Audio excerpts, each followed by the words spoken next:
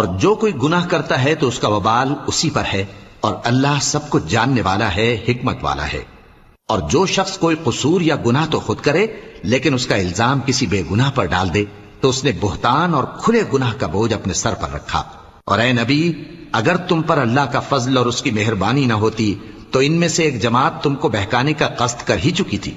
اور یہ اپنے سوا کسی کو بہکا نہیں سکتے اور نہ تمہارا کچھ بگاڑ سکتے ہیں۔ اور اللہ نے تم پر کتاب اور حکمت نازل فرمائی ہے اور تمہیں وہ باتیں سکھائی ہیں جو تم نہیں جانتے تھے، اور تم پر تو اللہ کا بڑا فضل رہا ہے۔ ان لوگوں کی بہت سی سرگوشیاں اچھی نہیں،